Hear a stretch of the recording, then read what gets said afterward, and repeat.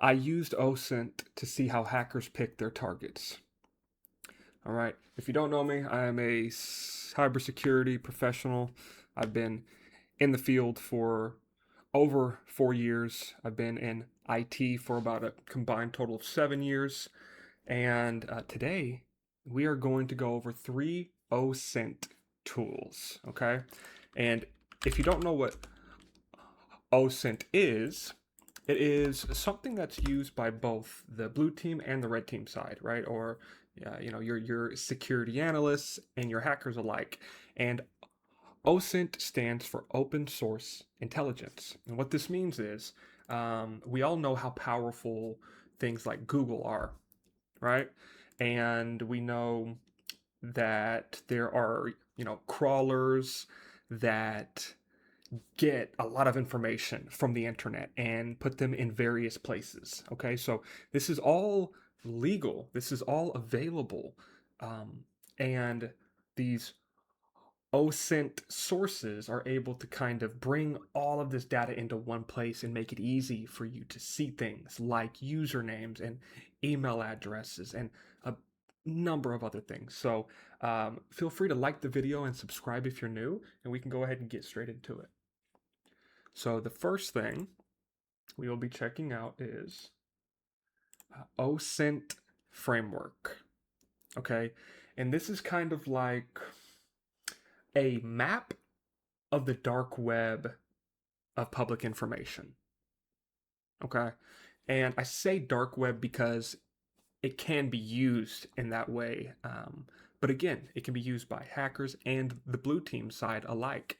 So we can click into OSINT Framework. Oh, let me close these out. These are things that I was looking at, and we see this list of all these various resources that we can get into and find deeper information depending on what we're looking for, right? So we can use AI tools. There's all these various AI tool sources that we can check into to try and get our information. Let's check out tools. So see, you have your virtual machines, penetration testing recon.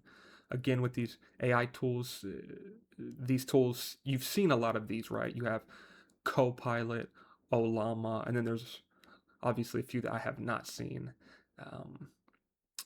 Hugging Face AI detector. That's interesting. Okay. And then you have malicious file analysis. I'm not going to get into some of these, but you have, your PDFs, Virus Total, which I use a lot. Virus Total is good for, like, if you're trying to get information on a domain or an IP address or a file hash, right? But let's do something a little bit interesting. So we want to get information on usernames surrounding an individual. So yeah, let's do username search engines, and let's do Sherlock. And it opens up this blade here on the right, and then we can actually open up Sherlock. Now, I'm not going to get too much into this because this is a whole separate video, but what we could use Sherlock for is we could, of course, install it. There's some information here if you scroll through on how to install. All right, depending on if you have a Linux distribution or Windows. I'm sure it works on Unix. I mean, it's a similar OS to Linux, but I don't know that part. But and what you can use Sherlock for is you can put in a username of any individual, and this tool will search through a number of websites and see where that username exists to get some more information on a particular username. Okay. So yeah, very cool tool, Sherlock, but even cooler is this OSINT framework that I've showcased that has a lot of OSINT resources that you can use. So that is the first OSINT tool there. The next thing we have is Have I Been Pwned? Okay, now let me go ahead and click on the first link here. Now what this does is, just as it shows here on your screen, it check if your email address is in a data breach. So if your email address has ever been a part of a data breach or part of like a dark web leak, you can see here. So let me see. Okay, I have an old email address. So this was my old email address. Gorilla555 at Yahoo.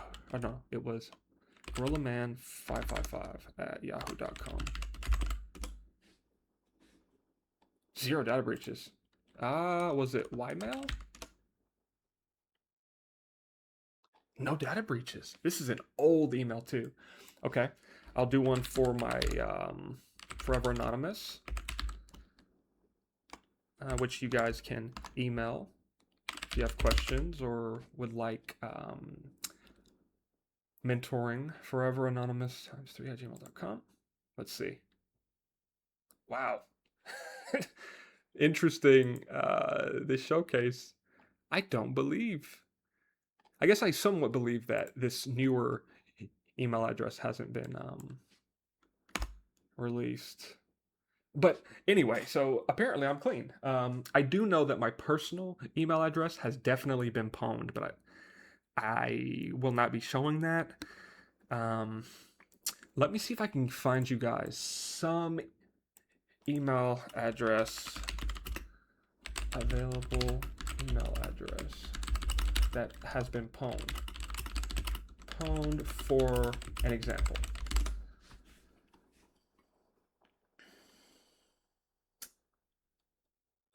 No, that's not safe, or it's not smart for me to do this on YouTube. So just, this is a tool. You can put an email address and see which breaches are associated with that email address, right? So if there was a specific company that was hacked, that company hack, it will show up as, hey, this, email address has been leaked due to, this specific company hack. So that's pretty cool. As you see at the top, we also have passwords. Check if your password has appeared in known data breaches. I had this old password that is not on anything else. So let's see. This password has been seen 3,500 times. Interesting. And should never be used. There you have it. So change it immediately. Yeah, that's a good idea. There was also like other Have I Been Pwned websites as well. But yeah, so that has been one example of them though. Okay. The next one we have is Shodan search engine. It says the world's first search engine for internet connected devices, otherwise known as IoT devices, right? So let's go ahead.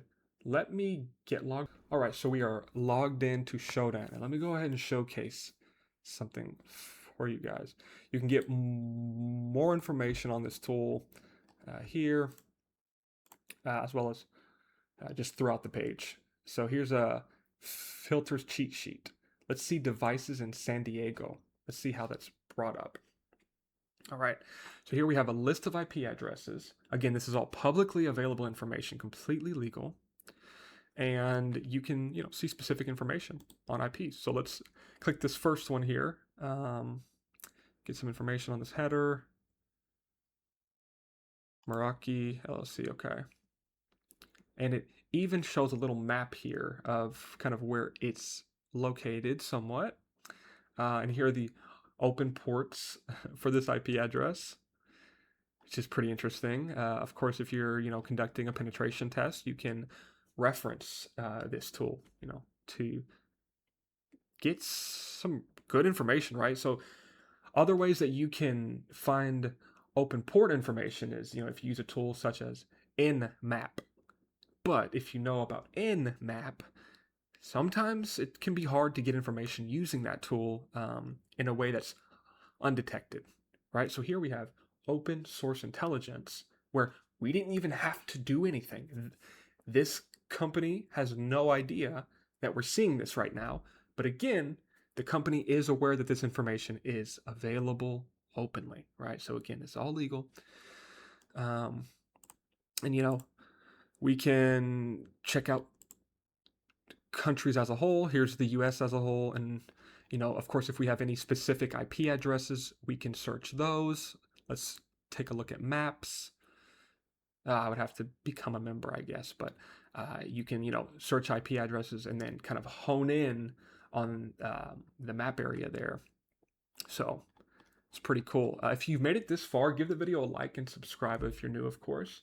And this has been 3 open source intelligence tools that you guys can check into and, get your hands on, play around with, and learn deeply for your cybersecurity journey. So again, thank you guys for watching. I'll see you in the next video.